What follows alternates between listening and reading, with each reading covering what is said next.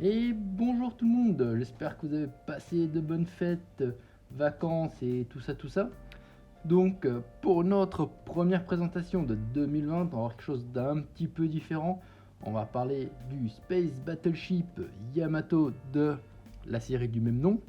Cependant chez nous, donc Europe et États-Unis, elle est plutôt connue sous le nom de Star Blazer. Et si ce bateau vous rappelle vaguement quelque chose, c'est parce que c'est l'une des œuvres de Leiji Matsumoto, que vous devez sûrement connaître pour autre, enfin plutôt pour une de ses autres œuvres autres que le Space Battleship, c'est-à-dire Albator, soit Captain Harlock en VO, ou Galaxy Express 999 je crois, oui. Dont d'ailleurs il me semble que toutes ces séries évoluent dans le même univers, un petit peu comme le MCU en fait. Donc sur ça, j'en suis pas vraiment sûr, mais j'ai un vague souvenir qu'il y ait plus ou moins des interactions entre eux dans cet univers. Donc à confirmer, j'ai pas spécialement trouvé une info propre, mais vu que tout se ressemble énormément, je suis assez persuadé que c'est le cas.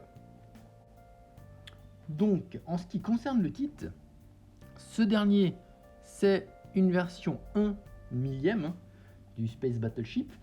Il existe deux autres variations, donc on a le 1.500 et le 1.350. Donc sinon, comment dire, c'est le Yamato, donc fameux bateau de la Seconde Guerre mondiale japonaise, qui est il me semble un gros cuirassé qui était pour l'époque le plus grand du monde. Et du coup, en fait, ce vaisseau est complètement basé sur ce dernier, donc ce n'est que dans sa configuration, plus ou moins dans ses éléments de tourelle, positionnement de tourelle, il me semble que c'est assez accurate historiquement.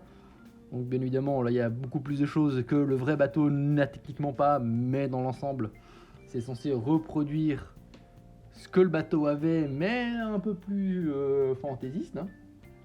Donc du coup, ce qui donne à peu près ceci. Celui-ci en particulier, c'est la version Final Battle.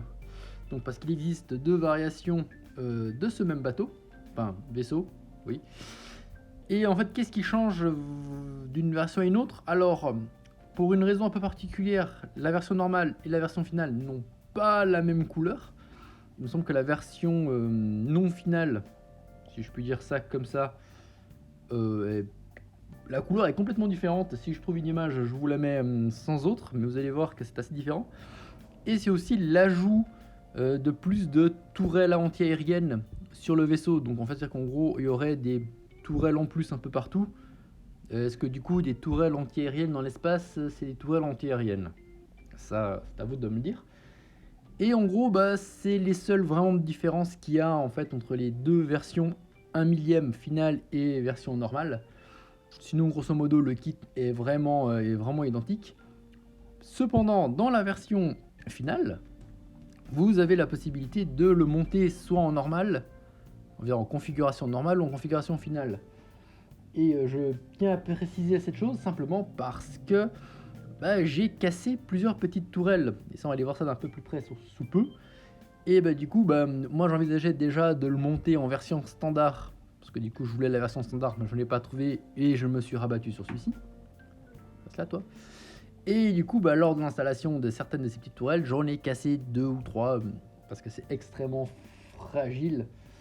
Donc, dans mon malheur, j'ai eu de la chance parce que du coup, il y avait des pièces en plus. Donc, côté accessoires, on a la petite base que vous voyez ici présente. Donc, c'est juste un petit support tout simple sur lequel vous pouvez simplement poser votre vaisseau, accompagné de 4 Cosmo Tiger. Je vais vous les montrer un peu plus près quand on verra un petit peu tout ce qui est articulé. On a aussi une petite enveloppe avec des boîteurs décales, ce qui je trouve est vraiment c'est chouette. J'aurais pas pensé qu'ils auraient mis des boîteurs décales là-dedans, mais passons. Du marquage pour l'action base que vous pouvez mettre ici. Donc du coup c'est simplement le nom du bateau avec le nom de la série, le cuirassé de l'espace, le Yamato, l'invincible et tutti quanti, ça vous savez. On retrouve encore, parce que je trouve que j'en ai jamais assez, une action base, parce que Si vous vous souvenez, j'en ai déjà beaucoup, je sais même plus quoi en foutre. En l'occurrence, celle-ci est une Action Base 4. 4 Non, 3. 3, pardon. La 4, c'est celles qui sont premières. Des pièces pour une éventuelle transformation qu'on ira voir après. Et un adaptateur qui, lui, vous permet de fixer l'Action Base en dessous. Ça, on va pas spécialement y rentrer en matière parce que c'est simplement pour l'avoir un peu plus surélevé. D'ailleurs, j'utilise la boîte simplement parce que sinon, ça serait vraiment trop bas. C'est difficile d'avoir un truc un petit peu correct au niveau du cadrage. Alors, en plus de ça, dans la boîte, on a énormément de pièces non forcément utilisables. Comme j'ai dit, tout ceci est relatif à la version finale, or que je l'ai monté comme la version standard. On peut voir d'ailleurs que les canons ici ont déjà d'autres emplacements pour mettre d'autres tourelles sur des tourelles qui vont sur d'autres tourelles. Donc là, vous allez voir, ça fait beaucoup de tourelles. Donc tout ceci est relatif à la version finale. J'entends beaucoup de bruit, désolé. Et cette grappe ici présente, dont je ne sais pas du tout à quoi elle sert en fait. Du coup, c'est juste écrit Space Yamato justement, mais sans 2199. Mais je ne sais pas du tout à quoi sert cette grappe de pièces en fait. Avant tout, on va aller jeter un petit coup d'œil sur les Cosmo Tailleurs. Donc là, vous pouvez les voir, ils sont simplement fixés sur ces petits supports transparents. Le truc, c'est que ils n'ont pas couleur accurate. Et je pense qu'à pendre, ça serait assez compliqué. Enfin, il faudra sortir vos meilleurs skills pinceaux, mais il y en a 4 que vous pouvez positionner sur n'importe quel trou de l'Action Base. Hein. C'était juste pour, voilà, comme je l'ai dit, qu'on allait y voir. Pour le Yamato en lui-même, donc avant d'aller plus loin, avant d'aller voir surtout ce qui bouge, ce kit est compatible avec des LED. En l'occurrence, le problème c'est qu'il y a 2 jeux de LED complètement différents qui sont censés être utilisés pour ce kit. Ce qui en soi est déjà très con en soi. En l'occurrence, on a ici devant, que vous n'allez pas voir parce que du coup j'ai pas de LED. Je n'ai aucune LED disponible pour ce kit. En l'occurrence, c'est le gros canon principal. Une autre LED illumine toute la tour de commandement. Donc du coup, toutes les petites vitres ici deviennent bleues. Sauf celle du haut. Celle du haut, il n'y a pas de... Le truc ne va pas jusqu'en haut pour la lumière.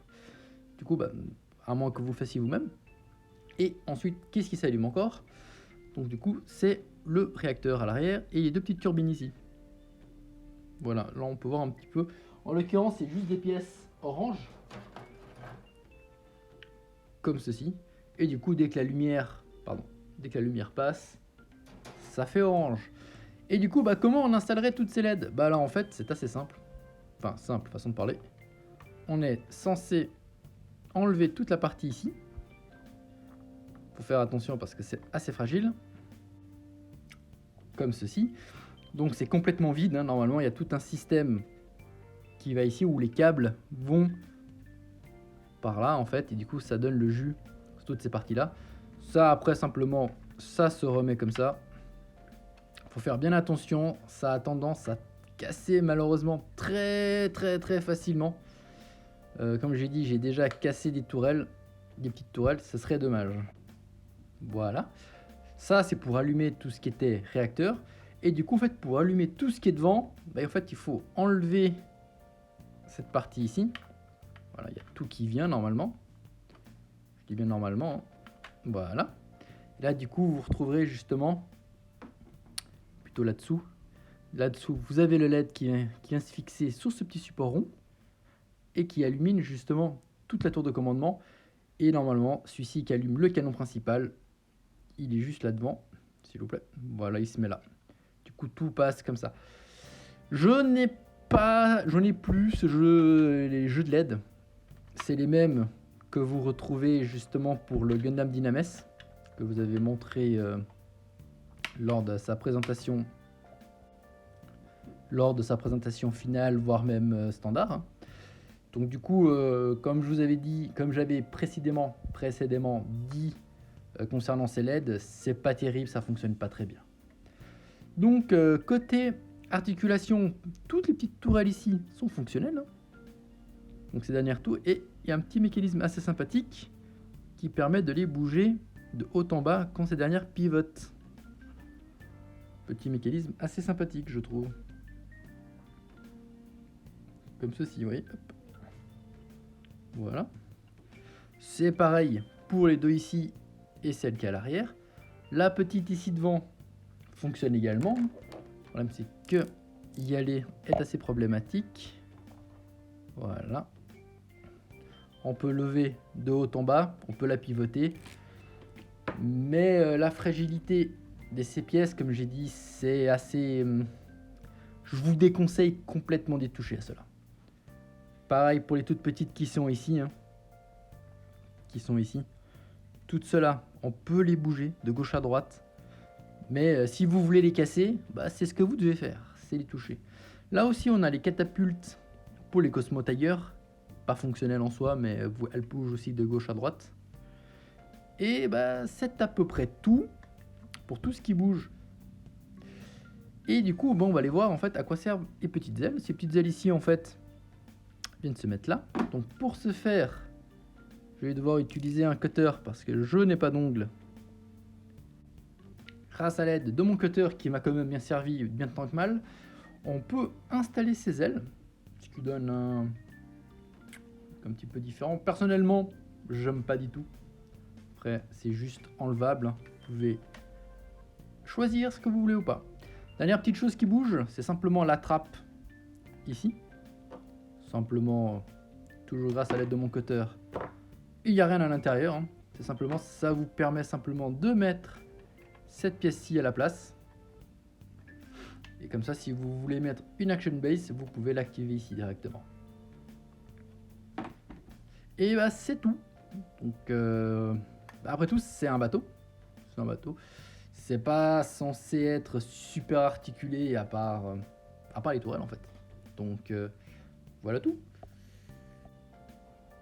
Pour le coup, dans l'ensemble, c'est un kit que je trouve assez intéressant. Que ce soit dans sa conception, même si il y a quelques moments où j'avais envie de criser pour l'installation de certaines tourelles, surtout à cause de leur fragilité. Mais la bonne question c'est, est-ce que vous voulez acheter ceci?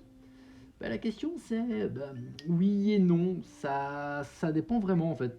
Je trouve que ces kits s'adressent pas à tout le monde, déjà par le fait qu'il est assez particulier à monter, pas forcément difficile, mais assez particulier. La fragilité de certaines pièces, en l'occurrence tout ce qui est petite tourelle, peut provoquer entre guillemets désagréments. Il m'en est déjà arrivé d'en casser moi-même. Pour les personnes qui ont l'habitude de monter des véhicules tels que des bateaux, des tanks, je pense que ça ne posera aucun problème. Mais du coup, si ces éléments vous font pas peur et que c'est pas un problème, ça peut faire une très bonne addition à votre collection, même si vous êtes plutôt quelqu'un qui monte de véhicules standards ou bateaux, ça peut rajouter un peu de fantaisie à votre collection. Ou simplement pour les fans des œuvres de Matsumoto, qui ont peut-être déjà les autres vaisseaux relatifs à ces séries, le Galaxy Express, ou il me semble que c'est l'Arcadia de Albator, il me semble que c'est Arcadia. Pour ma part, je trouve que le 1 millième est vraiment trop petit, et ça aide vraiment pas à cause de la fragilité des pièces. Je pense qu'une fois que ce dernier, je l'aurai complètement peint, c'est un kit que je pense que je vais donner ou vendre, ou faire un don, je verrai bien. Et je rachèterai peut-être derrière le 1.500 qui lui, je ferai quelque chose d'un peu plus intéressant avec. Je le trouve vraiment trop petit. Mais hormis ça, je pense que oui, c'est franchement quelque chose que vous pouvez acheter, comme j'ai dit avec les points plus tôt. Si vous n'avez pas peur des choses un peu particulières et de la fragilité, vous pouvez y aller, c'est vraiment pas mal. Donc sur ce, j'espère que vous avez apprécié cette vidéo. N'oubliez pas de la liker, de la partager, tout ça, et de vous abonner, la clochette et toutes choses. Et sur ce, je vous dis à très bientôt. Allez, bye!